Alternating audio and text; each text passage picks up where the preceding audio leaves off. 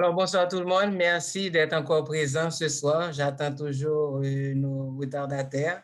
Mais ce soir, on a voulu commencer à l'heure puisque c'est un jour de congé en Haïti et beaucoup de personnes probablement sont chez elles. Donc, aujourd'hui, nous sommes à la 7e session de Zoom sur le diabète conçue par la FADIMAC et on essaie de s'adapter à la situation vu qu'avec la COVID, on a préféré cette année, au lieu de faire en présentiel nos cours, étendre nos formations par voie Internet. Donc, ce soir, le sujet qui sera débattu en partie, puisque malheureusement, nous avons un des participants qui n'a pas, un des présentateurs qui n'a pas pu être des nôtres ce soir. Et donc, il s'agit du docteur Jean-Pierre Brisma, que nous espérons qu'il sera parmi les participants. Et nous avons aussi mon ami et Michel, le docteur Michel Théard, cardiologue, qui vraiment a accepté spontanément de venir sur le plateau pour nous édifier de ses connaissances. Et nous avons aussi le docteur Jérôme, qui est responsable de l'Ostanley Jérôme, qui sera le modérateur et qui posera les questions à la fin de la présentation. Donc, le docteur Jérôme est un diabétologue et nutritiologue et il fait partie du staff de la FADIMAC. Donc, sans plus tarder, nous allons commencer avec notre présentation. Donc là, la FADIMAC, ici, vous voyez nos coordonnées. Donc, si vous avez des questions par la suite, nous avons, vous pouvez nous écrire à info@fadimac.org ou fadimac@hotmail.com et nous nous ferons le plaisir de vous répondre. Donc, aujourd'hui, le sujet retenu, c'est le diabète et les maladies cardiovasculaires. Et au programme du jour, donc, votre serviteur, moi, le docteur Nancy Chalanco, directrice exécutive de la FADIMAC, interniste et diabétologue. Et je vais vous parler de l'incidence de la prévalence et des facteurs de risque des atteintes cardiovasculaires chez le diabétique. Et le docteur Michel Théard vous édifiera avec les actualités sur la prise thérapeutique des pathologies cardiovasculaires chez le diabétique. Et moi, je vous retournerai pour parler de l'approche préventive que nous avons adoptée à la FADIMAC. Donc, vous voyez que les maladies cardiovasculaires et les maladies vasculaires, si on peut, je préfère aller comme ça me permet de lire tout mon écran. Donc, les complications à long terme du diabète concernent les petits vaisseaux, donc la microangiopathie. C'est là nous retrouvons la rétinopathie diabétique, la néphropathie diabétique et une partie de la neuropathie diabétique. L'atteinte des nerfs, donc avec la neuropathie diabétique périphérique et autonome. Et nous avons aussi l'atteinte des gros vaisseaux et c'est ce qui sera notre sujet ce soir. Donc, les gros vaisseaux, nous parlons des vaisseaux du cœur, donc les coronaropathies, les vaisseaux du cerveau et des membres inférieurs dont nous parlerons tout à l'heure. Donc, au fait, c'est une triade. Les atteintes cardiovasculaires, ça concerne, c'est comme on parle de triade des maladies cardiovasculaires, qui concerne les gros vaisseaux, donc macroangiopathie, avec les atteintes, comme je viens de le dire, des artères du cœur, des artères du cerveau et des artères des membres périphériques. Et les complications chroniques affectent les deux types de diabète, diabète de type 1 et de type 2, mais plus souvent rencontré dans le diabète de type 2, puisque ce type de diabète a vraiment plusieurs facteurs de risque qu'on retrouve, tels que l'âge, l'hypertension artérielle, la dyslipidémie, la cigarette, et j'en passe. Donc, certes, l'atteinte de ces gros vaisseaux auront des manifestations, les atteintes de ces gros vaisseaux auront des manifestations cliniques, telles que l'atteinte des vaisseaux du cœur. Cliniquement, on peut avoir des angines stables ou instables et l'infarctus du myocarde silencieux chez le diabétique à cause de l'atteinte des nerfs, donc c'est la partie de la neuropathie diabétique, la mort subite, les défaillances cardiaques qu'on retrouve un petit peu plus dans la population des diabétiques. Maintenant, l'atteinte, l'expression clinique des maladies cérébrovasculaires, c'est le stroke donc, et l'ischémie cérébrale transitoire et aussi la démence qu'on considère comme une maladie cérébrovasculaire. Comme autre manifestation clinique des atteintes des artères périphériques, donc c'est la gangrène qui souvent aboutit à l'amputation et la claudication intermittente et les ulcères du pied par trouble de vascularisation. Donc, on ne va pas trop s'étendre sur la pathophysiologie des complications macrovasculaires dans le diabète, mais il est quand même important et intéressant de savoir que, le diabète est considéré comme une maladie cardiovasculaire et aussi il est un facteur de risque majeur, indépendant pour les complications micro et macrovasculaires. Et au fait, ce qui permet l'intégrité des artères, c'est la fonction endothéliale qui est cruciale pour la régulation du tonus vasculaire et des structures des vaisseaux. Donc, en présence des facteurs de risque cardiovasculaire, on les expliquera plus en avant, l'endothélium subit des altérations fonctionnelles et structurelles, ce qui entraîne une perte de son rôle protecteur. Donc, ainsi, ça devient comme une structure pro-artériosclérotique. Et le dysfonctionnement endothélial est l'anomalie vasculaire la plus précoce qu'on retrouve et lorsque on recherche des atteintes chez nos patients. Et ce dysfonctionnement endothélial s'aggrave parallèlement avec la détérioration des organes. Ceci dit, dans le diabète, l'atteinte endothéliale peut être causée et on incrimine surtout la résistance à l'insuline, l'hyperglycémie et les autres facteurs tels que la dyslipidémie, l'obésité et l'inflammation systémique continue. Et sur cette image, vous voyez avec la progression où jusqu'en bas, nous avons la fonction endothéliale qui se désintègre au fur et à mesure, parallèlement à l'altération des organes tels que le cœur, qui va changer de structure et le muscle cardiaque va s'hypertrophier et à la fin aboutir même à un infarctus du myocarde et une défaillance cardiaque. Les atteintes des vaisseaux, vous voyez qu'au fur et à mesure ici, les vaisseaux deviennent de plus en plus durs, la paroi s'épaissit et aussi le vaisseau devient plus petit et il y a aussi des dépôts de plaques dans la lumière de ces vaisseaux-là. Donc, ça va nous donner certainement les atteintes dont on avait parlé antérieures, les atteintes des artères périphériques, le stroke et les anévrismes de la aorte. On ne va pas vraiment rentrer dans la biochimie, et ça, je laisse ça pour les jeunes, mais quand même, il est important de savoir que l'impact qu'il y a sur les vaisseaux, et cet impact est dû particulièrement chez le diabétique à l'hyperglycémie et la résistance de l'insuline.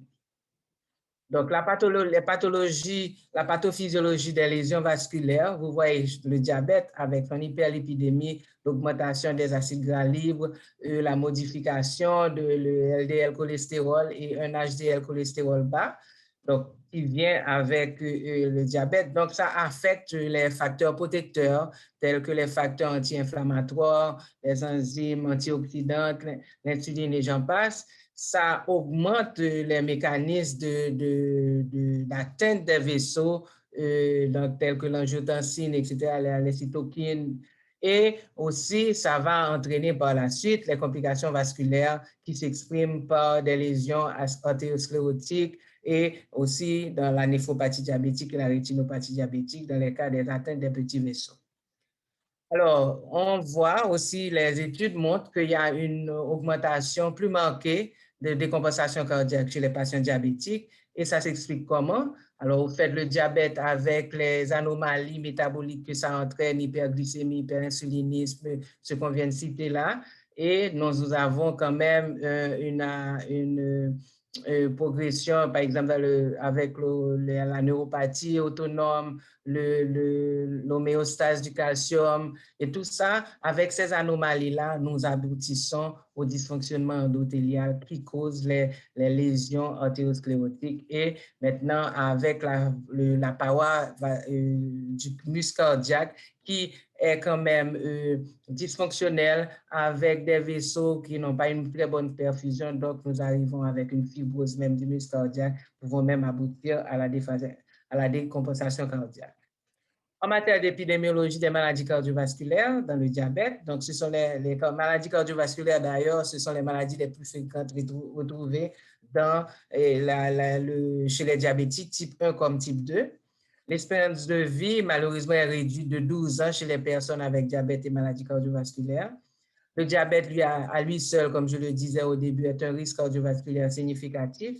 Et malgré l'amélioration ces derniers temps du contrôle glycémique par plusieurs moyens, la prise en charge du patient diabétique et toute cette gamme thérapeutique dont le docteur Théa vous parlera par la suite, jusqu'à présent, le diabète de type 2 est un facteur de risque qui augmente la mortalité cardiovasculaire. Lorsqu'on parle des maladies cérébrovasculaires et donc l'incidence et la prévalence, le diabète augmente le risque de stroke de 150 à 400% dans la population des diabétiques. Il augmente le risque de stroke aussi de plus de 10 fois dans les populations de moins de 55 ans. En général, on voit le stroke dans dans les groupes d'âge plus avancés. Et aussi, le diabète augmente le risque de stroke qui va amener à la démence de plus de 3 fois, et les strokes récurrents qui retournent plus de 2 fois, et la mortalité globale est celle qui est au stroke qui est augmentée avec la présence du diabète. Qu'en est-il pour les artériopathies périphériques? Eh bien, l'incidence et la prévalence, on a une augmentation du risque des maladies artérielles périphériques de 2 à 4 fois lorsqu'on a le diabète. La claudication intermittente chez l'homme est augmentée de 3,5 fois et 3 fois plus, et chez la femme, presque 9 fois plus lorsque le diabète est présent. Et l'amputation, donc ce sont des expressions cliniques que nous retrouvons couramment avec les atteintes des artères périphériques chez le patient diabétique. Donc, on avait parlé de facteurs non modifiables. Enfin, il existe des facteurs de risque, mais il y a des non modifiables. Certes, on ne peut pas agir sur l'âge, mais c'est un risque significatif, particulièrement chez l'homme à partir de 45 ans et la femme à partir de 55 ans. Un facteur de risque qu'on ne peut pas modifier, le sexe. Le risque est plus élevé chez l'homme que chez la femme lorsqu'on doit comparer l'âge, et ceci avant la ménopause chez la femme. L'histoire familiale est un poids assez important et ça montre quand même des risques prématurés. C'est un risque prématuré de développement de maladies cardiovasculaires. Et la race, il est reconnu, beaucoup d'études montrent que les Africains américains, donc les Afro-Africains, leur risque de développer des maladies cardiovasculaires est plus élevé que la population européenne. Alors, pourquoi on a classé quand même les facteurs de risque de façon non modifiable et modifiable? Parce qu'avec les facteurs de risque modifiables sur lesquels nous pouvons agir, nous avons les moyens de ralentir et de diminuer le nombre d'accidents cardiovasculaires chez nos patients diabétiques. Donc, les facteurs de risque modifiables qu'on connaît, l'hypertension est le facteur de risque majeur. Les dyslipidémies, surtout lorsque nous avons un taux élevé du cholestérol total, des triglycérides et du LDL cholestérol, et avec un HDL bas. Et l'obésité est un facteur de risque modifiable, certes. L'hyperglycémie, qui augmente le risque de maladie cardiovasculaire précoce. Si on arrive à bien contrôler son diabète, eh bien, on peut diminuer le risque. Et une diète non adéquate, donc les diètes riches en les fast-food, donc en graisses saturées, augmentent le risque de maladie cardiovasculaire et de stroke. Quant à la cigarette, probablement avec l'éducation, et le diabétique peut-être fume moins, et c'est ce que les études ont montré, mais certes, lorsqu'il fume, eh bien, la cigarette augmente le risque, et que ce soit la cigarette, que ce soit le vapor dont on parle maintenant, eh bien là, c'est important de déconseiller à nos patients de fumer, puisque là, ils aggravent leur santé cardiovasculaire. Donc, la prévalence des facteurs de risque modifiables pour les maladies cardiovasculaires, donc l'hypertension chez les diabétiques, une hypertension mal contrôlée augmente de 2 fois plus les atteintes cardiovasculaires. Le cholestérol élevé, 2 groupes non diabétiques comme diabétiques ont été étudiés, et là, on voit que ils sont, et les facteurs, le facteur de risque est identique. Les triglycérides élevés avec HDL bas, eh certainement chez nos patients diabétiques, le risque de développer les maladies cardiovasculaires est plus élevé. Quant à l'hypertrophie ventriculaire gauche, plus couramment chez ceux avec hypertension artérielle de longue date, mais on le retrouve aussi chez des patients diabétiques qui ne sont pas hypertendus. Donc là, c'était pour illustrer un petit peu ce dont on a parlé antérieurement.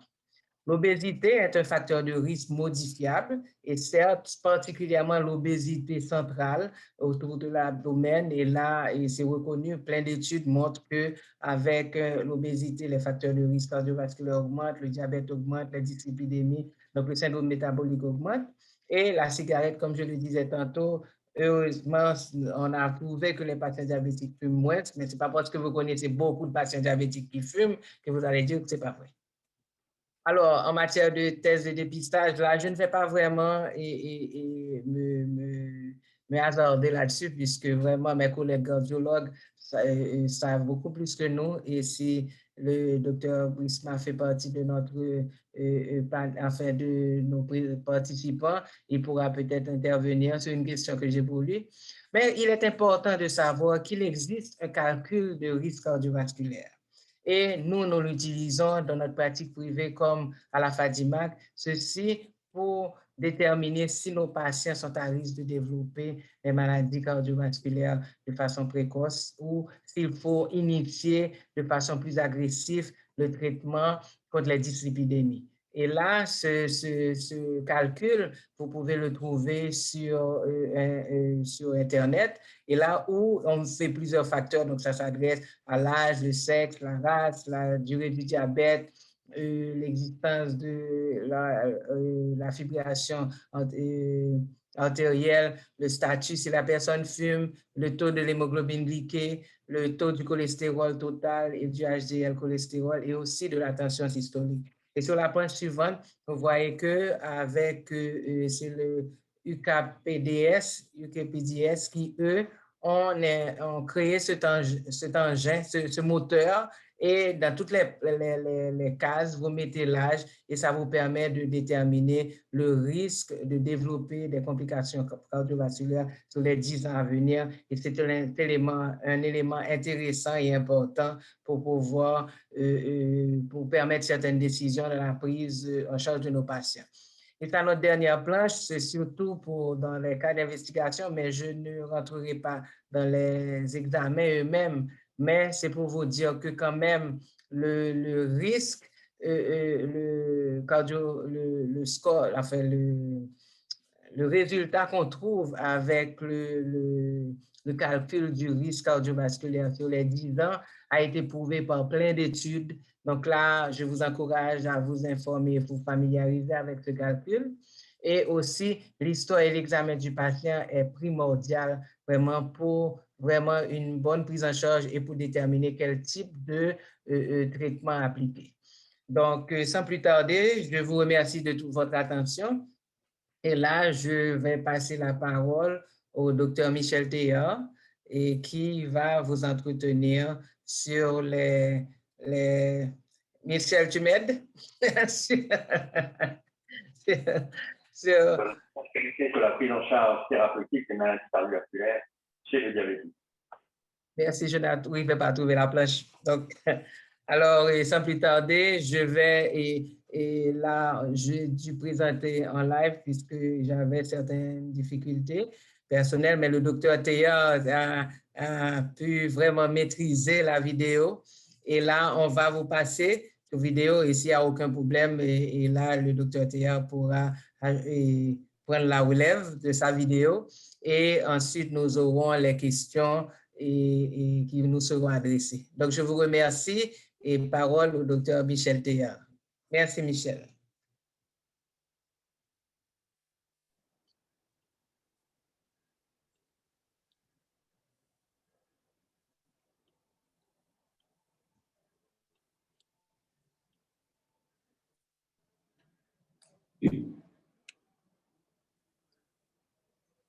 Bonjour à tous. À l'occasion des journées de diabétologie de la FADIMAC, je vais vous parler de quelques actualités sur la prise en charge thérapeutique des maladies cardiovasculaires dans le cadre du diabète. Alors, la prise en charge du contrôle glycémique du diabétique est restée pendant longtemps à l'écart des préoccupations immédiates du cardiologue. Celui-ci, après avoir traité les problèmes coronaires, les problèmes vasculaires, les problèmes de l'insuffisance cardiaque, référer au mieux son patient au diabétologue. Mais aujourd'hui, avec l'arrivée de nouveaux médicaments et les données scientifiques récente, l'approche du cardiologue change. Alors, il faut bien comprendre que les conséquences du diabète sur les maladies cardiovasculaires sont complexes et présentent dès les phases précoces de la maladie. Aujourd'hui, nous parlerons des antiagrégants plaquettaires, du traitement de la dyslipidémie, de l'hypertension artérielle, de la maladie coronaire et de l'insuffisance cardiaque. Je ne parlerai pas des artériopathies des membres inférieurs. Alors, l'aspirine est le plus ancien des antiagrégants plaquettaires. On connaît le surrisque thrombogène chez le diabétique, où il y a une augmentation du fibrinogène circulant, une augmentation du facteur 8 de Willebrand, et surtout une dysfonction endothéliale. Alors oui, l'aspirine reste toujours d'actualité. Mais comment fonctionne-t-elle? Après ingestion d'un comprimé d'aspirine, la molécule est dans la circulation pendant 2 à 3 heures, où elle va acétyler la majorité des plaquettes. Pour qu'il y ait agrégation plaquettaire, il faut qu'au moins 20% des plaquettes ne soient pas acétylées. Chez le sujet normal, le renouvellement des plaquettes se fait à un rythme de 10 à 15% par 24 heures. Si bien que chez le sujet normal, les 20% fatidiques ne sont pas atteints et qu'il y a effectivement une bonne anti-agrégation plaquettaire. Par contre, chez le diabétique, le renouvellement des plaquettes est accéléré jusqu'à 50%, voire plus, par 24 heures. Et dans la littérature, on retrouve des notions de 25% de résistance à l'aspirine chez le diabétique. En fait, ça va de 10 à 40%. Alors, comment aborder ce problème pharmacodynamique? 2 stratégies ont été proposées. La première, c'est de garder la prise unique, mais d'augmenter la dose, de passer de 100 mg à 300 mg, voire 500 ou plus. Mais quelle que soit la dose prescrite, on s'aperçoit que l'antiagrégation plaquettaire n'est pas complète pour les 24 heures. Et ça, c'est l'étude OASIS 7, publiée en 2017, qui nous l'a montré. La deuxième stratégie, c'est de garder les 100 mg cette fois-ci, mais de multiplier les prises. Et l'étude Andamant, actuellement en cours, menée par l'équipe de Lariboisière à Paris, mène cette étude-là. 100 mg le matin, 100 mg le soir. Les résultats de cette étude seront connus en 2022. Comment faire la prévention anti-agrégante chez le diabétique? 2 cas de figure. Soit on est en prévention primaire, c'est-à-dire que le diabétique n'a jamais fait d'événement cardiovasculaire majeur. Il s'agit d'un infarctus du myocarde, d'un accident vasculaire cérébral, d'une artériopathie, d'une insuffisance cardiaque.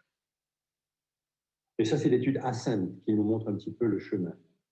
Cette étude Ascend s'est passée au Royaume-Uni, elle a été publiée en 2018, au Royaume-Uni sur une cohorte de 15 000 patients, tous diabétiques de type 1 ou bien de type 2, tous plus de 40 ans, et bien entendu, tous en prévention primaire.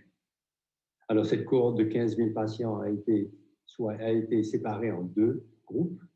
Un groupe qui recevait de l'aspirine, la moitié, et puis l'autre groupe qui recevait un placebo. Alors, pour faire court, voici les résultats de cette étude Ascend. C'est que, oui, quand on prescrit de l'aspirine en prévention primaire chez le diabétique, on réduit de 12% les événements cardiovasculaires majeurs. Mais au prix d'une augmentation de 30% des accidents hémorragiques. Si bien que les conclusions de l'étude Ascend sont qu'il n'est pas recommandé chez le diabétique en prévention primaire de prescrire de l'aspirine. Par contre, en prévention secondaire, le consensus est unanime, la réponse est positive, oui. Et voici les recommandations de la Société européenne de cardiologie, publiée en 2019, qui dit que chez le diabétique à risque modéré, l'aspirine en prévention primaire n'est pas recommandée. Ça, c'est une recommandation de classe 3 et de niveau de preuve B. Par contre, chez le diabétique à très haut risque ou à haut risque, 75 à 100 mg d'aspirine peuvent être prescrits en prévention primaire en absence de contre-indication. Ça, c'est une recommandation de classe 2B et des niveaux de preuve A. Quand on prescrit de l'aspirine, il faut toujours prescrire un inhibiteur de la pompe à protons les oméprazole ou autres, pour prévenir les saignements gastro-intestinaux. Ça, c'est une recommandation de classe 2A et de niveau de preuve A. Alors, les autres antiagrégants plaquettaires appartiennent tous à la classe des inhibiteurs des P2Y12. Le plus ancien, nous le connaissons bien, c'est le clopidogrel. Grâce au clopidogrel, l'angioplastie coronaire avec stent a connu ses lettres de noblesse. Malheureusement, dans 0,5 à 1% des cas, persiste une thrombose de stent, malgré une double antiagrégation plaquettaire aspirine-clopidogrel. Alors, à quoi est due cette thrombose? Elle a été rapportée à une activité estérase augmentée au niveau de l'estomac chez le diabétique. Malheureusement, le clopidogrel est tombé dans le domaine public. Les laboratoires pharmaceutiques ne se sont plus intéressés à cette molécule et ont préféré aller à la recherche de nouvelles molécules. C'est comme ça que le ticagrelor et le prasugrel sont nés. Et ces deux inhibiteurs des P2Y12 présentent une efficacité égale, que le patient soit diabétique ou non. Alors, le clopidogrel reste encore prescrit, mais je voudrais faire deux remarques. La première, c'est qu'il faut absolument éviter les associations d'anti-agrégants plaquettaires, aspirine, clopidogrel, etc., tant que les indications ne sont pas formelles. On connaît les dangers de l'aspirine seule. Quand on associe deux antiagrégants et que l'indication n'est pas formelle, le surrisque hémorragique est grave. La deuxième remarque, c'est qu'avant de prescrire un antiagrégant plaquettaire, il faut toujours évaluer le risque hémorragique. Ce risque hémorragique peut être faible ou élevé, et là, je vous réfère aux recommandations des sociétés savantes. Alors, on connaît le surrisque chez le diabétique pour les cardiopathies vasculaires, essentiellement les coronaropathies. Alors, est-ce qu'il est sage de prescrire un hypolipémiant à tous les diabétiques? Parce que si 50% des diabétiques vont mourir de cause cardiovasculaire, 50% ne vont pas mourir de cause cardiovasculaire. Donc, il n'est pas logique de prescrire un hypolipémiant à tous les diabétiques. Pour nous aider à choisir lesquels des diabétiques sont éligibles, les sociétés européennes de cardiologie et de diabétologie ont publié en 2019 3 niveaux de risque. Le très haut risque, le haut risque et le risque modéré.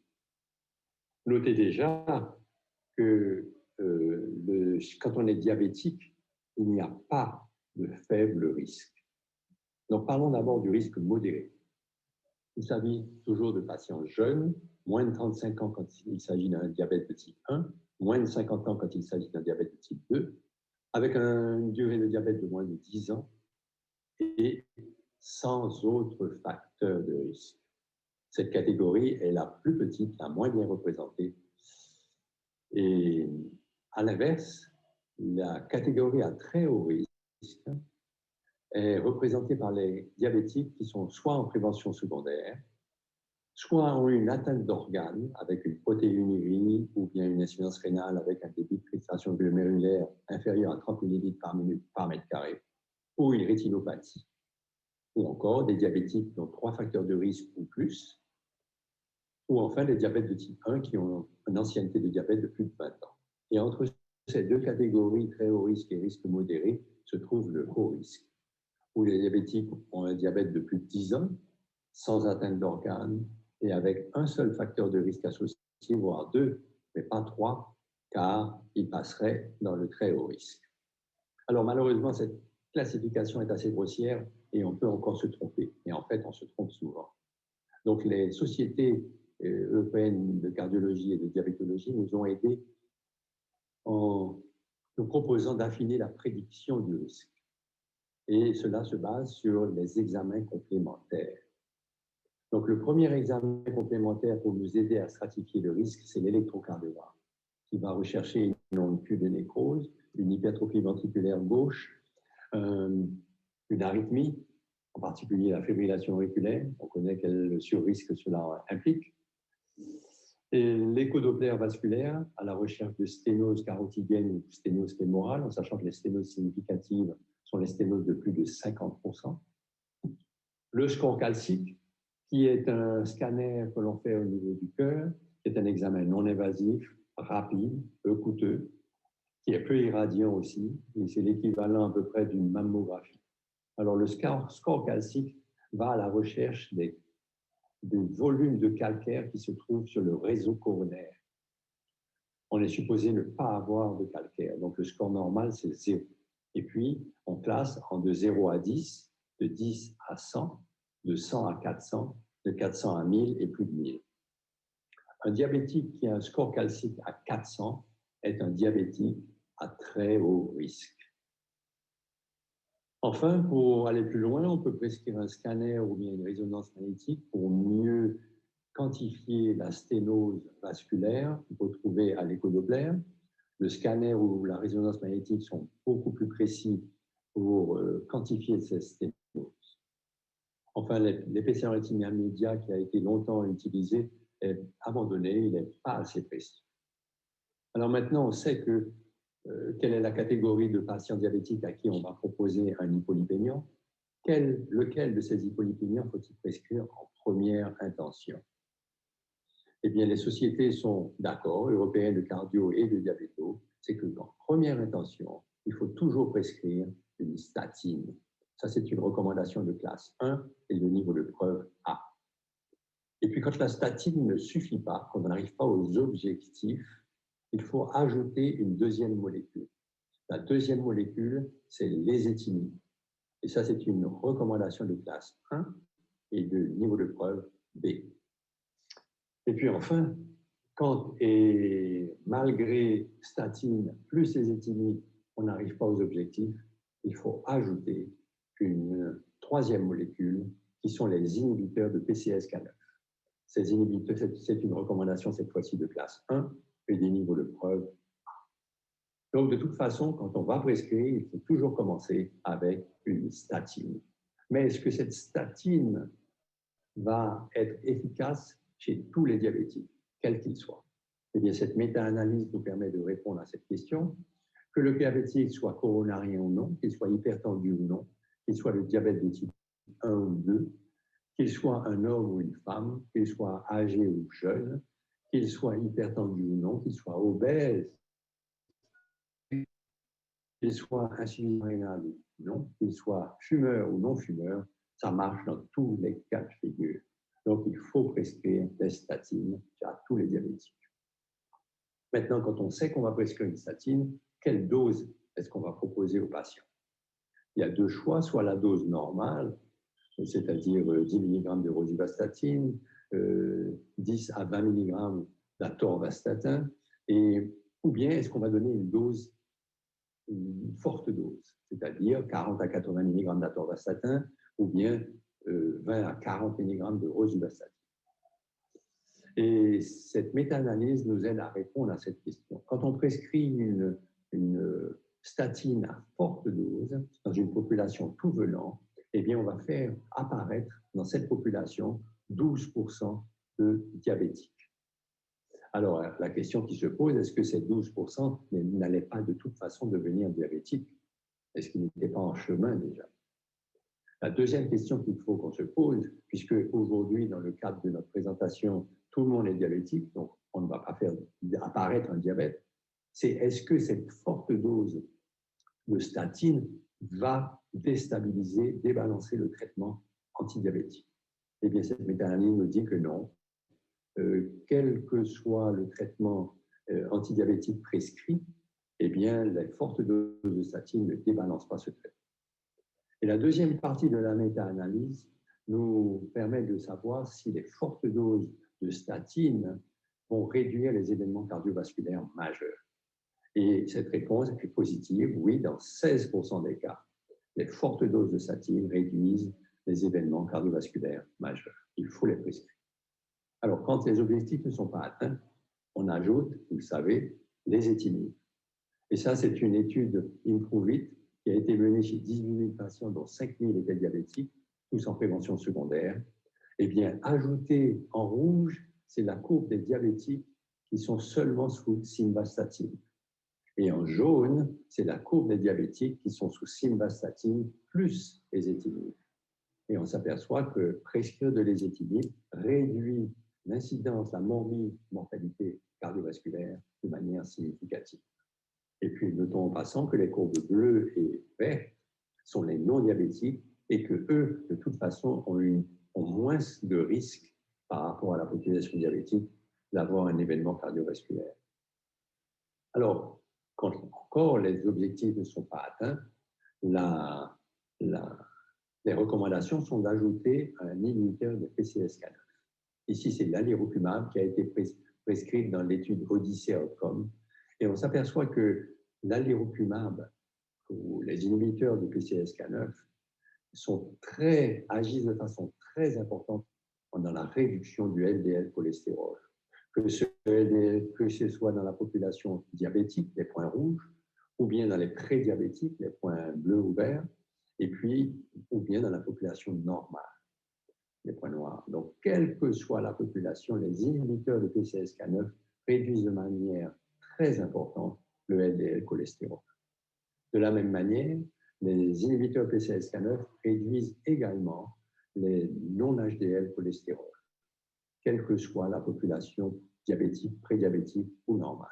Par contre, les inhibiteurs PCSK9 n'ont pas beaucoup d'action sur le HDL cholestérol et pas beaucoup d'action sur les triglycérides. Mais est-ce que ces inhibiteurs PCSK9 prescrits vont réduire les événements cardiovasculaires? Eh bien, on s'aperçoit qu'il s'agisse du risque relatif ou du risque absolu, il y a une réduction significative quand on prescrit un inhibiteur PCSK9 sur les événements cardiovasculaires majeurs. Il faut les prescrire. Alors, les objectifs. Les objectifs sont bien précisés. Et quand on est diabétique, soit en prévention secondaire, soit à risque très élevé, il faut que le LDL cholestérol, c'est notre boussole, il faut que le LDL cholestérol soit à moins que 55 mg par décilitre.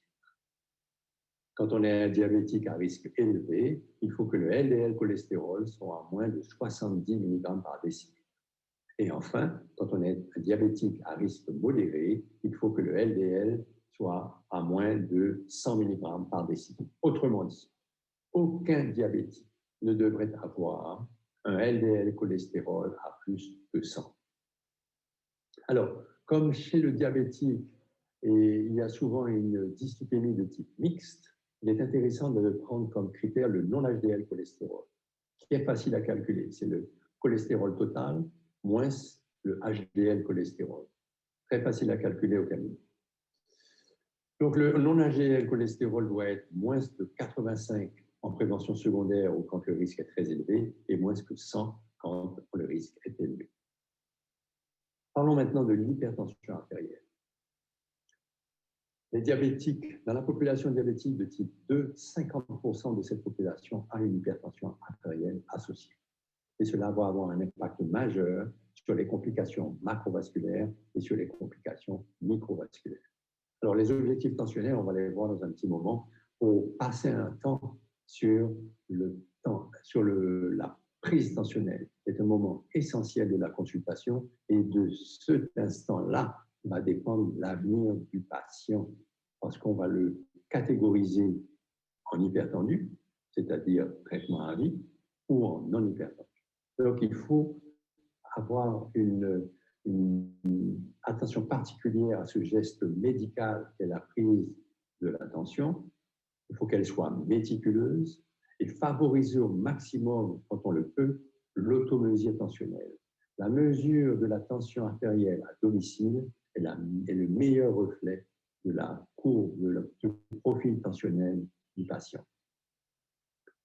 Donc, quand on a finalement, après avoir fait de multiples prises de tension artérielle, revu le malade et surtout en dehors des urgences, ne pas avoir prescrit un traitement antihypertenseur à la première consultation et en dehors des urgences, Eh bien, quand on a décidé que le patient est vraiment hypertendu, eh bien, les sociétés nous proposent toujours de commencer avec une bithérapie qui va associer IEC-sartan avec un diurétique quand la tension n'est pas trop élevée, ou bien IEC-sartan avec un inhibiteur calcique quand la tension artérielle est plus élevée. J'ai dit IEC-sartan, mais il faut faire attention à ne jamais associer les deux IEC, c'est IEC ou sartan. Alors, cette diapositive, pour rappeler le temps essentiel et la mesure de la pression artérielle, au moins trois prises tensionnelles, mais il faut aller jusqu'à 10 même pendant la consultation, et dans les conditions idéales, et au mieux l'automesure, je vous réfère à cela. Alors, quel est le traitement? D'abord, la définition de l'hypertension artérielle. La Société européenne de cardiologie et l'Europe diffèrent des États-Unis, définit l'hypertension artérielle pour une systolique supérieure à 140 mm de mercure ou bien une diastolique supérieure à 90 mm de mercure. Aux États-Unis, c'est 130 mm de mercure et 80 mm pour la systolique et 80 mm de mercure pour la diastolique. Donc, les objectifs tensionnels chez le diabétique sont d'obtenir une systolique entre 120 et 130 mm de mercure et une diastolique entre 70 et 80 mm de mercure. En retenant une exception, chez le diabétique âgé, on est autorisé à laisser la systolique entre 130 et 140 mm de mercure. Alors, bien entendu, tout ça, ce sont des recommandations de classe 1 et du niveau de preuve A. Bien entendu, il ne faut pas non plus négliger l'hygiène de vie avec la réduction de sel, le sport et tout le reste. Parlons maintenant de la maladie coronaire. Elle est, chez le diabétique, plus diffuse, plus sévère. Les plaques d'hétérome sont plus nombreuses, avec une évolution statistiquement plus importante vers l'ulcération. Les plaques ont plus de lipides, plus de macrophages, plus de thrombines chez le diabétique. Et donc, le risque de rupture est beaucoup plus important. Enfin, le lit distal des coronaires est souvent atteint et il y a moins de cholestérol chez le diabétique. Cette diapositive du professeur Valenzi, qui est un chef de service qui a participé aux recommandations de la Société européenne de cardiologie, pour vous parler de l'ischémie silencieuse, pour vous parler de l'infarctus du myocarde silencieux et de l'insuffisance cardiaque silencieuse chez le diabétique. C'est une réalité. Et je rappelle que les infarctus silencieux représenteraient 40% des infarctus chez le diabétique. Et plus on fait d'échographie, de scintigraphie myocardique, de résonance magnétique nucléaire, et plus on en trouve. Voici les recommandations de la Société européenne de cardiologie chez le coronarien diabétique. D'abord, il faut le plus possible mettre, tant que la tension artérielle le permet, sous IEC-sartan. Ça, c'est une recommandation de classe 1 et du niveau de preuve A. Deuxièmement, ces coronariens diabétiques doivent toujours avoir une statine. Ça, c'est une recommandation de classe 1 et du niveau de preuve A.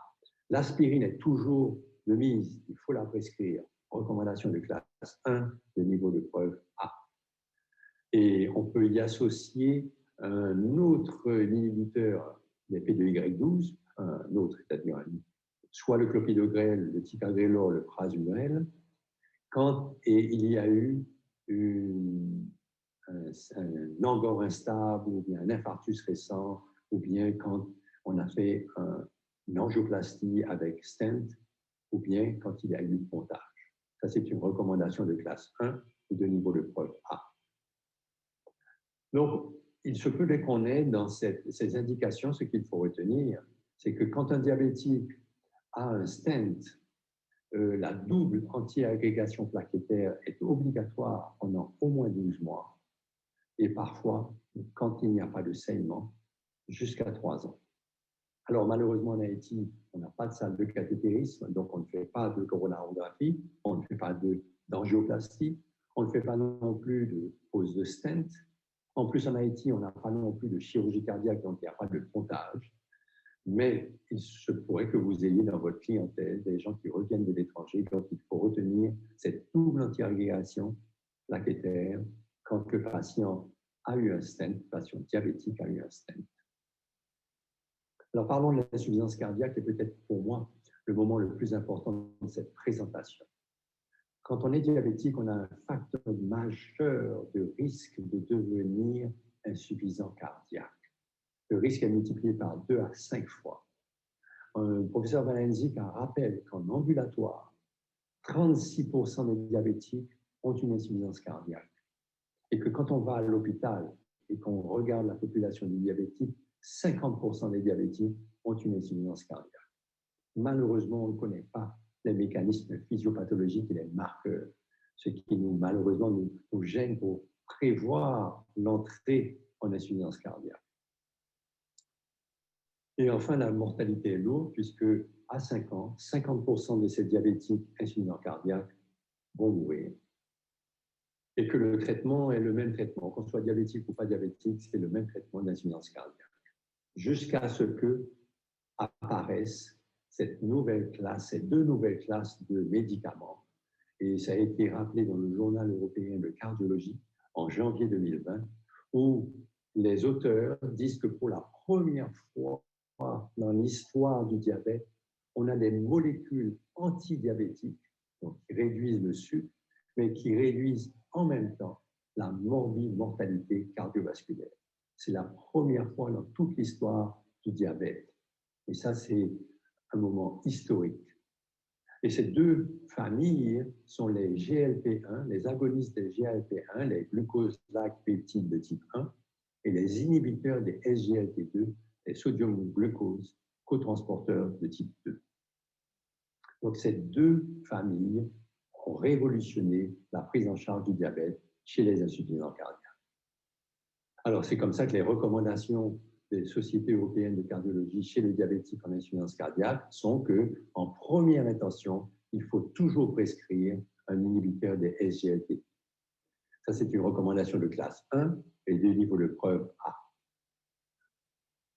En ajoutant que la metformine a sa place, puisqu'elle réduit quand même, c'est un des rares qui réduisent un petit peu la morbide mortalité. Et ça, c'est une recommandation de classe 2A et de niveau de preuve C. Et puis, on retrouve les agonistes des GLP-1 en 3e position. C'est une recommandation de classe 2B et de niveau de preuve A. Ces tableaux pour rappeler que 2 molécules doivent être contre-indiquées quand le diabétique est insuffisant cardiaque. Ce sont les thiazolidinediones, dont la pioglitazone et la rosiglitazone, qui sont contre-indiquées, recommandation de classe 3 et de niveau de preuve A, et les inhibiteurs des BP4.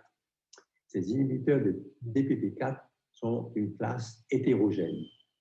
Et certains inhibiteurs des DPP4 peuvent être prescrits chez le diabétique en recommandation de classe 2B, niveau de preuve B. Mais quand on ne sait plus lesquels sont à prescrire ou pas à prescrire, il vaut mieux éliminer entièrement chez l'insuffisant cardiaque diabétique ces 2 familles de médicaments. Alors, quel est le traitement que l'on doit prescrire quand le diabétique est hypertendu et insuffisant cardiaque? Eh bien, les recommandations de la Société européenne de cardiologie de 2019 nous disent que c'est la trithérapie. Cette trithérapie réunit IEC-sartan ou sartan avec les bêta-bloqueurs et avec les anti-aldostérones. Les prochaines recommandations de la Société européenne de cardiologie pour l'insuffisance cardiaque seront publiées à la fin de cette année, en 2021. Il est fort à parier que les nouvelles classes thérapeutiques, le sacubitril/valsartan et les inhibiteurs de SGLT2 vont apparaître. Et il ne s'agira plus d'une trithérapie, mais on aura le choix entre 5 familles de médicaments. IEC-sartan, bêta-bloqueur, anti-aldo, sacubitril/valsartan et les inhibiteurs des SGLT2. Faisons le pari que dans les prochaines recommandations apparaître cette année, nous aurons ces 5 familles. Quel sera le challenge pour nous? Eh bien, le premier challenge, c'est l'inertie thérapeutique. En 2021 encore, on voit des patients insuffisants cardiaques qui sont traités par digitalo-diurétique. Ça, c'est le prototype même de l'inertie thérapeutique, ce qu'il faut éviter. Imaginez qu'aujourd'hui, nous sommes en trithérapie. On a le choix entre IEC-sartan, bêta-bloqueur, anti-aldo. Probablement l'année prochaine, il y aura 5 classes de médicaments. Et donc, l'inertie thérapeutique sera la première étape à franchir pour faire bénéficier aux patients des nouvelles recommandations. Et le deuxième challenge, c'est la titration des médicaments. Ça veut dire quoi? Qu'il faut arriver à prescrire la bonne dose aux bons patients. Quelle est la bonne dose? Par exemple, pour les IEC-sartans, c'est la dose la plus élevée tolérée. Par exemple, pour les bêta-bloqueurs, c'est obtenir la fréquence cardiaque à 60 battements par minute. Donc, il faut en permanence jouer avec la médication chez le patient, en sachant que chaque patient est différent, pour obtenir les meilleurs résultats. Et ça fait ma dernière diapositive pour, premièrement, vous rappeler combien il est difficile de traiter les comorbidités chez les patients diabétiques. Deuxièmement, qu'il faut s'y prendre dès le début. Et troisièmement, il y a dans le cas idéal, ce serait le partenariat entre les généralistes et les spécialistes, qu'ils soient cardiologues, néphrologues ou internistes, pour permettre de donner les meilleures chances aux patients diabétiques. Je vous remercie.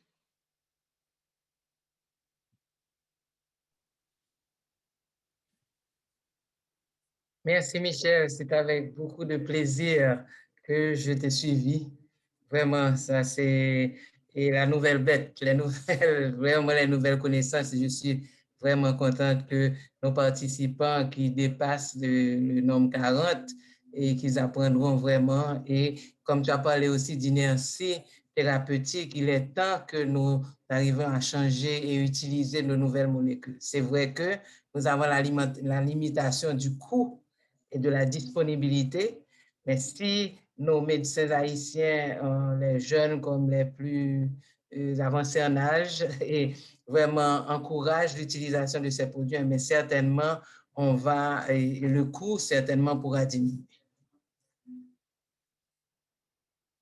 Donc, juste une planche que nous avons gardée pour vous, c'est comment dirais-je, c'est ce que nous, à la FADIMAC, nous faisons.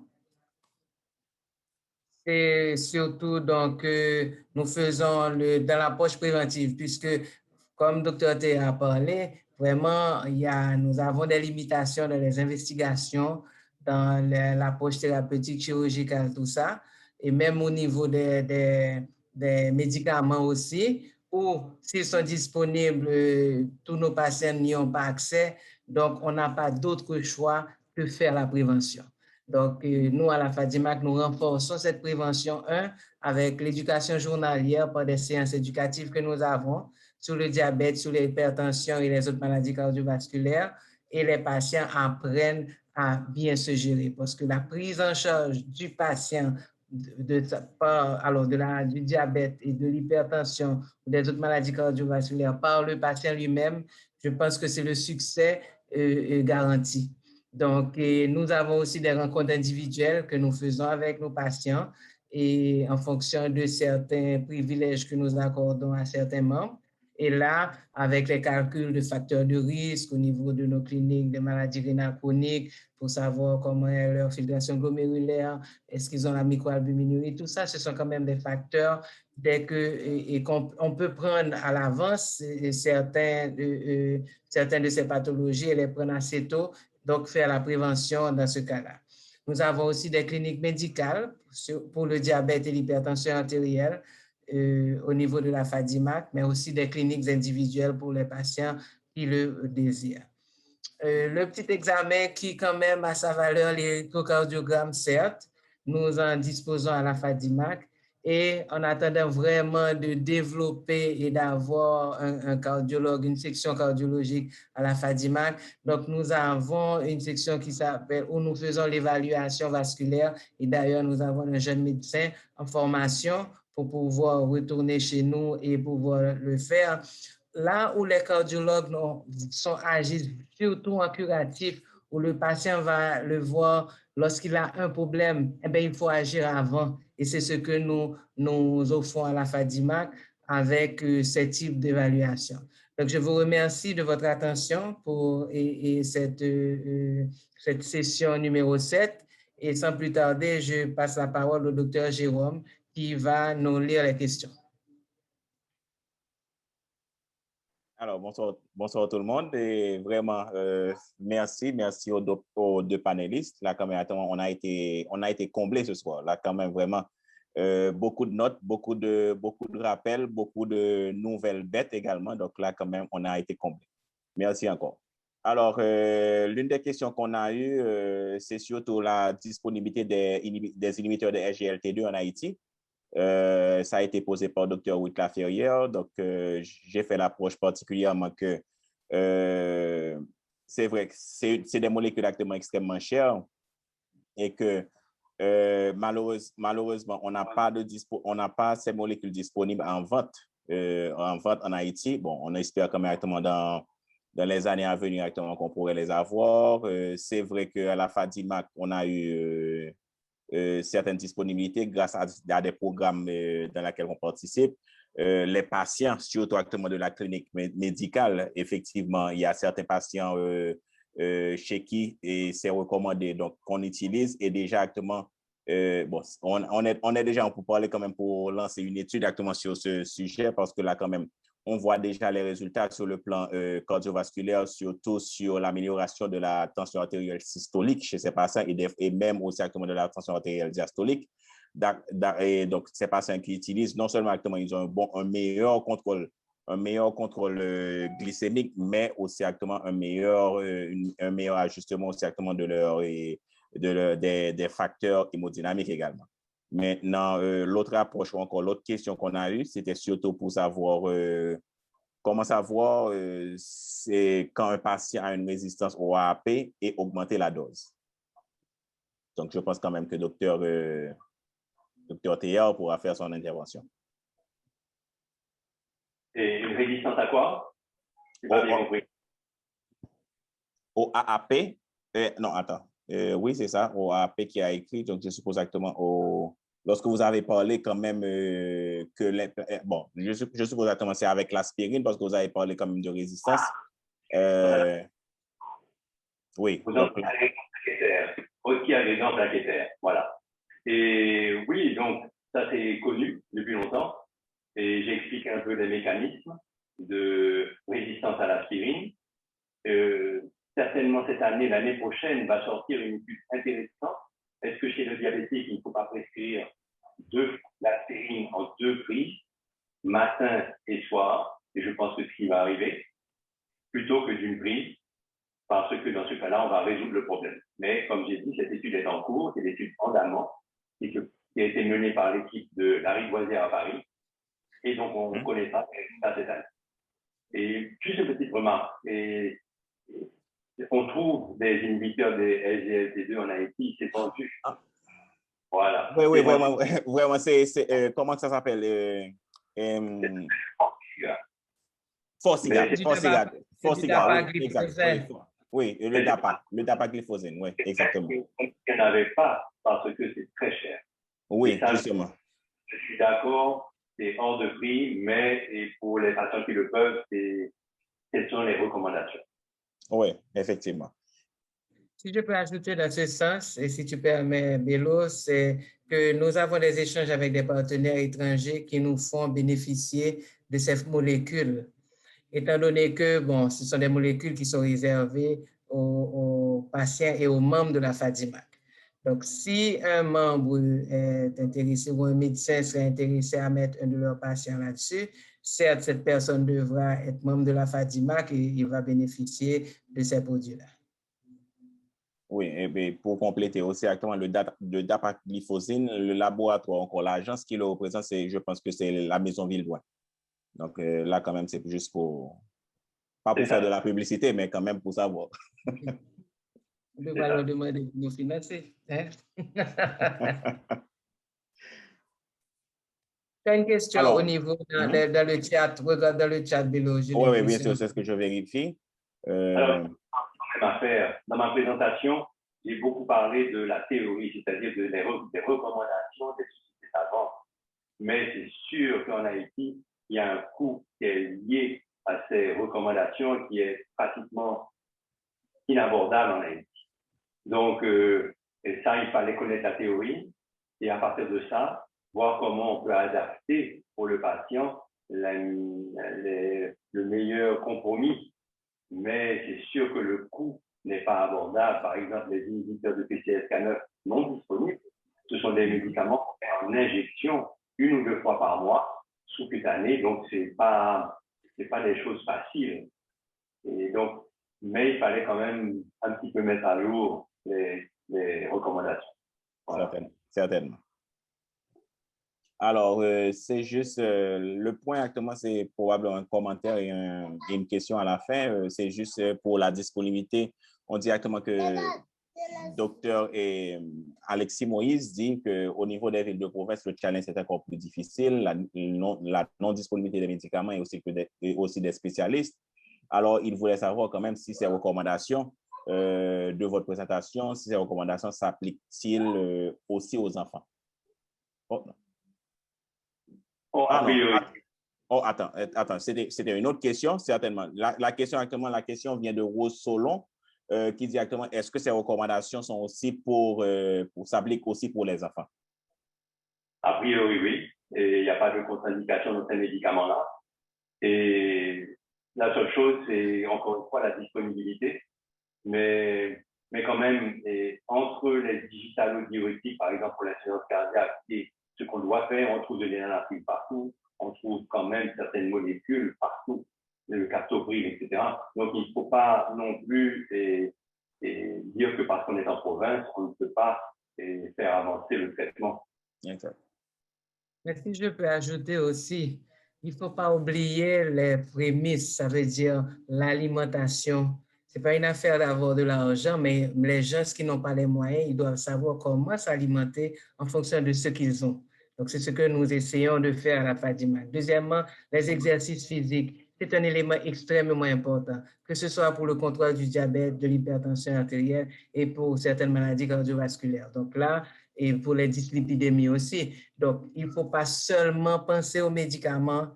Je pense que le mode de vie, souvent, on le met de côté, mais moi, je dis à mes patients, s'il y a des marches d'un escalier, la première marche, c'est l'alimentation adaptée aux moyens du patient, mais quand même une alimentation saine. La deuxième marche, ce sont les exercices physiques et la troisième marche, ce sont les médicaments. Donc là, c'est extrêmement important d'insister, et même si on est en province, d'insister du côté de nos patients, parce que même en province, maintenant, les motocyclettes sont en multitude. Donc, les patients marchent encore moins et certainement le risque cardiovasculaire et aussi de développer le diabète augmente. Parfait. Alors, on a une question aussi actuellement d'un anonyme qui dit, est-ce que l'utilisation des statines chez le patient diabétique est dépendante seulement du niveau du LDL cholestérol ou du niveau du risque cardiovasculaire calculé? Bien, j'imagine que c'est pour moi. Et certainement, les recommandations nous les donnent. On avait vu qu'on peut classer les patients diabétiques en 3 niveaux de risque. Et donc, ça va nous permettre de savoir à quel diabétique il faut prescrire un hypolipémiant. Maintenant, on a vu que quel que soit le diabétique éligible, le premier médicament, ce sera une statine. Alors, on connaît malheureusement les effets secondaires des statines et les crampes musculaires, les douleurs, etc. Mais les recommandations restent celles-là. Et ça marche, quel que soit le diabétique. On a beaucoup critiqué les statines, elles restent en première intention jusqu'à aujourd'hui. Est-ce que ça suffit comme vous voulez plus? Non, je suppose que ça suffit. S'il y a quand même d'autres questions. J'ai une question pour le docteur Théa, pour Michel. Michel, nous avons plusieurs participants qui sont à l'étranger présentement et je pense que c'est le moment de leur parler des difficultés que nous confrontons. Souvent, et nous recevons des critiques pour dire en Haïti, il n'y a rien. Mais il faut leur expliquer, j'aimerais que vu que dans la matière, tu te bats énormément pour que nous ayons de nouveaux services cardiovasculaires. Bon, on en a travaillé sur certains projets qui malheureusement ont failli et par manque de support de la population haïtienne, puisque c'est leur santé aussi. Donc là, le manque d'engagement aussi. Bon, là, j'aimerais que tu, rapidement, succinctement, que tu puisses m'expliquer les problèmes que nous confrontons et pourquoi nous n'arrivons pas encore à ce type de technique qui, quand même, que nos voisins ont en abondance. Bon, et le problème pour moi a changé par rapport au début. Parce qu'il est devenu aujourd'hui un problème de ressources humaines. C'est-à-dire qu'il y a de moins en moins de cardiologues et le système en Haïti n'en forme pas. Donc, si on va mettre allons dire, une salle de cathétérie, il y a des salles d'urgence en cardio, ce qu'on appelle les CTU, les urgences cardiovasculaires, eh bien, le grand risque, c'est qu'on ne va pas avoir assez de cardiologues pour chaque soir assurer les urgences. Et donc, pour moi, maintenant, le problème qui était au départ uniquement de matériel est devenu un autre. C'est comment former le plus de jeunes à la cardiologie. Et ça, il va falloir qu'on crée, et on en avait parlé, Nancy, avec CEDIMAC, et comment est-ce qu'on pourrait créer des voies d'échange entre certains pays et Haïti pour envoyer nos jeunes médecins se former à la cardiologie. Ça, c'est le premier challenge aujourd'hui parce que mettre une salle de cathétérisme, bon, ça coûte de l'argent, mais il faut pouvoir avoir des personnes, des cardiologues pour faire manipuler les sondes. Mm-hmm. Donc, la même chose pour les soins intensifs de cardiologie.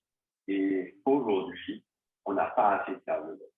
C'est une urgence pour nous d'arriver à mettre en place des échanges, des partenariats avec des hôpitaux étrangers pour que cette prise en charge se fasse. Voilà ce que je pense aujourd'hui. Ça, c'est sûr. Ça, c'est merci. Hélas, on essaie de développer, mais c'est compliqué. Souvent, nos jeunes que nous envoyons en formation, souvent, ils ont d'autres voies plus intéressantes qui les attirent et on les perd.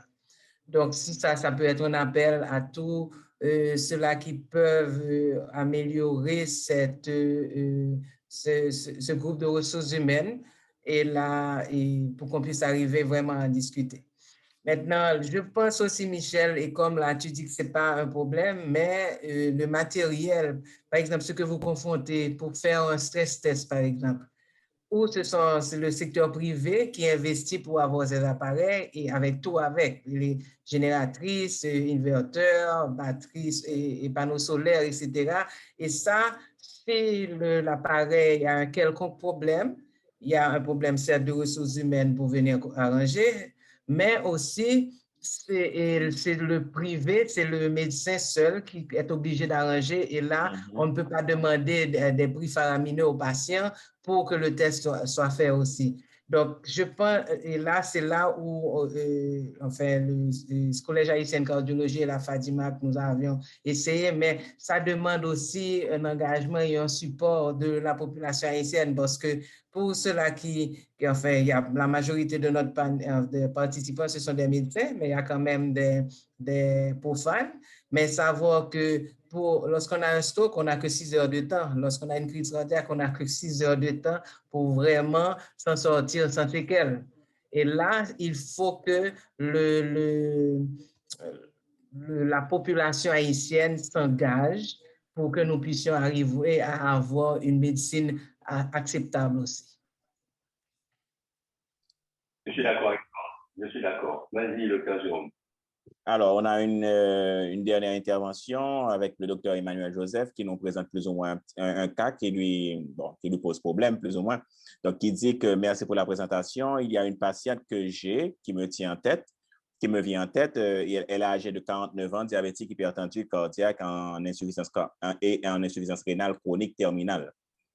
malgré qu'elle soit placée à dose optimale de bêta-bloqueur, dose minimale de diurétique sous IEC avec prudence, parce que la kaliémie quand même était aux limites normales, supérieures, ISDN et hydralazine. Les chiffres tensionnels cibles ne peuvent pas être atteints, souvent aux alentours de 160 par 90. Alors, vous en pensez quoi? Utiliser le sacubitril ou encore le valsartan ou encore le SGLT2 où on est moins risque quand même par rapport aux objectifs tensionnels chez un patient hypertendu et en insuffisance rénale terminale. Bon, et j'avoue que la réponse est plutôt théorique parce que ouais. Le volant, moi, premièrement, tu as parlé de sacubitril valsartan et je pense que les indications sont aujourd'hui trop tardives. Il faudra, malheureusement, encore une fois, sacubitril valsartan, on n'en a pas. Dans le Cresto, ce qu'on vend pas. Je ne sais pas quel laboratoire vend ça en Haïti, quelle agence. Mais sacubitril valsartan, on le prescrit beaucoup trop tard. Peut-être qu'un jour, il faudra le faire entrer et à ce moment-là, il reprendra sa place. Deuxièmement, on parle de notre classe de thérapeutique, c'est les inhibiteurs de SGLT2. Il ne faut pas oublier que ce sont des molécules qui vont réduire la tension artérielle, ce sont des diurétiques aussi, puisqu'ils vont éliminer, à la fois, ils fonctionnent en éliminant le sucre, la glycémie. Il y a une première filtration, ils évitent la réabsorption du sucre. Donc, maintenant, avec ce départ du sucre, il va y avoir une réduction aussi du volume. Donc, c'est un médicament qui va agir sur la pression artérielle, en plus d'agir sur le diabète. Maintenant, chez ce patient insuffisant rénal, encore une fois, les inhibiteurs des SGLT2 sont des inhibiteurs. Donc, pour moi, chez ce patient qui a déjà toutes les molécules, je n'aurais peut-être pas essayé de le mettre sous sacubitril valsartan tout de suite. Par contre, et s'il peut, c'est la première molécule que j'aurais prescrite. En deuxième intention, bien entendu, le sacubitril valsartan. Mais là, on oublie la notion de prix parce que le coût est exagéré. Quand on parle de ces médicaments à l'étranger, ça passe bien parce qu'il y a un bon système d'assurance. En Haïti, il n'y a pas vraiment un bon système d'assurance et donc peu de patients sont éligibles. Et c'est notre gros problème. Donc, pour ce patient en question, c'est au médecin en charge de voir quelles sont les capacités parce que, comme encore une fois, le Forxiga est disponible. Donc, c'est à lui de voir un peu si le patient est capable de faire face. Voilà ce que je dirais pour le moment. Oui, bon, c'est bien c'est. Alors, il y a une légère limitation aussi, exactement comme vous avez dit, par rapport à l'utilisation de l'inhibiteur du SGLT2, parce que, comme vous avez dit, c'est probablement un peu tard, parce que généralement, dès que le taux de filtration glomérulaire est inférieur à 45, on n'initie pas exactement les inhibiteurs de SGLT2, et encore moins, même quand le patient était sous inhibiteur SGLT2 et que son taux de filtration glomérulaire est moins que 30 normalement. Donc, généralement, dans la grande majorité, la plus grande partie des molécules, c'est pas recommandé quand même, dans la grande majorité des cas. Donc, s'il est en phase terminale, donc je pense que déjà, il faut penser quand même à une thérapie de remplacement rénal quand même à ce stade. Pour terminer, aussi exactement de Emmanuel Joseph, bonsoir, merci pour cette initiative. Dr Théard a parlé de sous-diagnostic de l'insuffisance cardiaque chez le diabétique. Alors, quelles sont les recommandations en termes de dépistage? Comment s'y accommoder compte tenu de nos réalités nationales? Bon, la première et bonne réponse, c'est la clinique. La clinique reste sereine, surtout en Haïti. Et donc, revoir toute la sémiologie et les signes d'insuffisance cardiaque. Et puis, le deuxième test, et mieux que l'électro, mieux que tout, reste l'échographie. Donc, je pense qu'en province, on devrait pouvoir faire l'échographie cardiaque facilement. Ce sont les appareils qui sont maintenant bon marché quand on prend les petits modèles et qui va permettre un débrouillage. Il ne faut pas non plus penser que c'est parce qu'on est en province qu'on ne peut pas faire des examens de débrouillage. Maintenant, quand on a défini que le patient est vraiment insuffisance cardiaque et qu'on veut le prendre en charge de façon un peu plus précise, là, on peut l'envoyer à Port-au-Prince pour reprendre l'examen de débrouillage qui a été fait en province.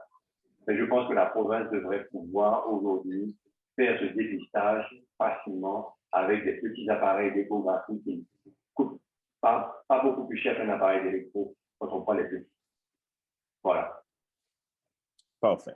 Alors là, merci beaucoup tout le monde. Je pense qu'on peut conclure vraiment, vraiment en beauté parce que là, quand même, on a été comblé. On a pris beaucoup de notes, beaucoup de nouvelles connaissances, certainement, beaucoup de rappels également. Alors, dans le... Je peux t'interrompre, Bello. J'ai le docteur Lunel Charlot que je ne saurais pas accepter la question. D'accord. Donc, si tu peux la lire, parce que vraiment, vraiment, il était parmi les premiers médecins à nous aider à la clinique de la FADIMAC. Donc, d'abord, Association haïtienne de diabète. Donc là, si tu peux poser la question du docteur Charlot. On peut peut-être prendre les deux autres et puis après, on termine. OK. D'accord. Bon, et ça dit quand même, c'est une rectification ou encore un ajout quand même pour dire directement que l'étude Credence a fait changer les lignes directrices quant à l'utilisation d'un inhibiteur de SGLT2, même avec un cas d'insuffisance rénale chronique et aussi avec un taux de filtration glomérulaire inférieur à 30. Donc, c'est bon à savoir. J'en profite pour ça, Lionel, et lui demander de revenir un peu vers nous. Voilà, de venir nous aider. Même à distance, c'est possible. Hein? Alors, ça dit aussi exactement que Dr. James Kazi, qui dit bonsoir, merci pour la présentation. J'ai une question pour vous. Pour ce patient qu'on vient de présenter avec des chiffres tensionnels élevés, malgré la prise des antihypertenseurs à dose maximale, que pensez-vous de l'ajout du spironolactone? Bon, oui. Bon, moi, j'ai des doutes que le traitement soit maximal. Et on arrive toujours à normaliser une pression artérielle. Alors évidemment, le patient est insuffisant rénal. Et est-ce que c'est la grosse partie revient à l'insuffisance rénale ou bien à la médication? Qu'est-ce qu'on entend? Alors malheureusement, on ne sait pas, on n'a pas cette réponse. Quel est le traitement actuel qui fait qu'on est, entre guillemets, à dose maximale? Et donc ça, si on ne sait pas, on peut pas, moi je ne peux pas répondre si je ne sais pas déjà ce qu'on entend par dose maximale chez ce patient-là. Voilà. Donc la seule, entre guillemets, interrogation, c'est le degré d'insuffisance rénale. Je sais qu'il a une phase terminale, ça va faire monter la tension, c'est certain, mais la dose maximale, pour moi, reste un point d'interrogation. Voilà ce que je voulais dire. Voilà, très bien. Alors, merci tout le monde. Comme c'est dit, il nous reste quand même une dernière session sur le diabète et le diabète mellitus et aussi actuellement la femme enceinte, qui est un sujet quand même qui a été très demandé quand même il y a dans 2 jeudis, exactement ça nous met quand même le 17 juin. Donc, on aura cette session. Donc, déjà, on vous attend et pour certainement, certainement, partager aussi exactement le lien qu'on va vous envoyer également. D'accord. Merci tout le monde et je laisse quand même la parole au Dr. Nancy pour conclure. Eh bien, merci de votre attention, merci de votre participation. On a eu beaucoup de questions. Si vous en avez d'autres, envoyez-nous sur info@fadimac.org. Donc, Fadimac, c'est FHADIMAC, ou bien à fadimac@hotmail.com. Et là, je remercie personnellement et au nom du docteur René Charles, le président de la FADIMAC, le docteur Michel Théard, qui au téléphone me disait ça a été brillant. Ça ne saurait être autrement, Michel. Donc là, merci aussi au docteur Jérôme qui nous a aidés pour les questions et qui est très actif aussi et qui a été l'initiateur de ce programme Zoom. Et là, et sans plus tarder, on va conclure. Tout juste une annonce, c'est qu'au mois de juillet, nous aurons, contrairement aux Zoom qui étaient dédiés aux médecins et personnels médicaux, on aura un Zoom chaque jeudi et ça s'appelle « Causerie avec nos patients diabétiques ». Donc là, nos patients ne sont pas mis de côté. Nous aurons des sujets qui ont été sollicités par soit email ou personnellement par appel. Donc là, nos patients, au mois de juillet, chaque jeudi, vous nous retrouverez à 7 h du soir. Merci encore tout le monde et bonsoir.